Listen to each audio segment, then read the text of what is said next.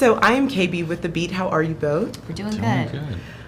Absolutely love this film. So I will start with you, Kirsten. Rose is, a businesswoman. She's a mom. She's a widow.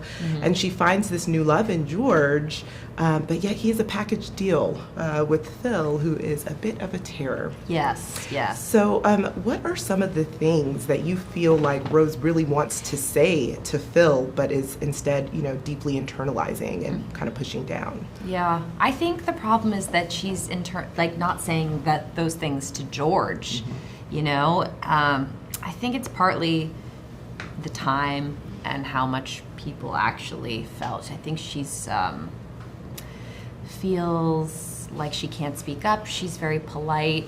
I think there's definitely was like a younger part of myself where I felt that way more, and so I really used like my own personal pain, or when I didn't speak up for myself in a way to play Rose or to fulfill Rose's insecurities. And because really Phil just gives her a little nugget and she goes. So already just being at that house is a little bit like being, in The Shining for her, just like trapped in her own horror film a little bit psychologically. Yeah, in her own thoughts, in her own mind. And so that leads me to George. Do you think, Jesse, that George is completely oblivious to kind of what's happening? Or do you think because he has his own issues with Phil, Phil terrorizes him and has been since they were children, do you think that he just doesn't even see it anymore because, of how he has had to deal with Phil in his own life? That was something Jane and I discussed quite a bit. It was like, at the end of the movie, George can't be totally oblivious, or like, what's the point? She doesn't really, no one really wins, if she was with this guy that was just sort of like, I don't know, but he is, but he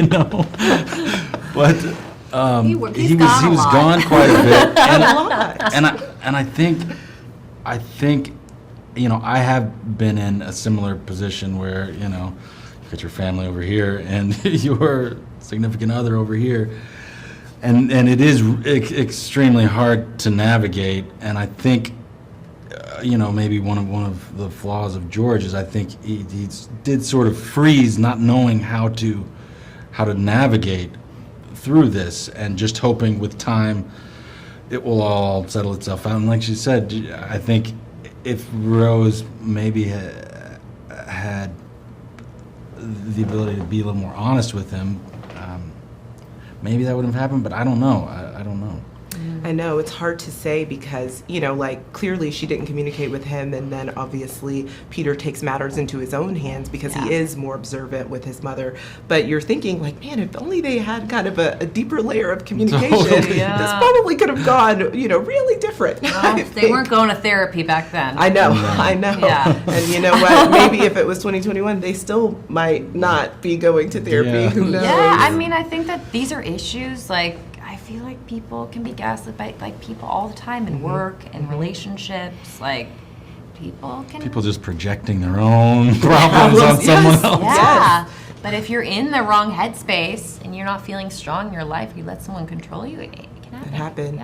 Yeah. So for each of you, how did you shed the layers of these characters, at the end? And specifically for you, Kirsten, because, you had mentioned kind of digging into childhood and kind of thinking of ways where, you didn't feel like you had found your voice completely. So how did you shed that when this is over, I mean, listen, I get to go home and have a supportive partner, and when I see my 2-year-old, and at that time we only had one child, and you kind of immediately go into oh, now I get to be cozy with my family. But I did question my work more than I normally do, I would say, on this film, just because that was part of Rose's, questioning herself. But I'm not really, I think I'm mostly just tired after it all said and done. I don't need to carry it around with me necessarily. Right, which is good, for sure. Well, thank you both so much for chatting with The Beat. Thank Absolutely you. Love the film. Can't wait to watch it again to see what I missed, Cool. honestly. Thank you. That's thanks. awesome.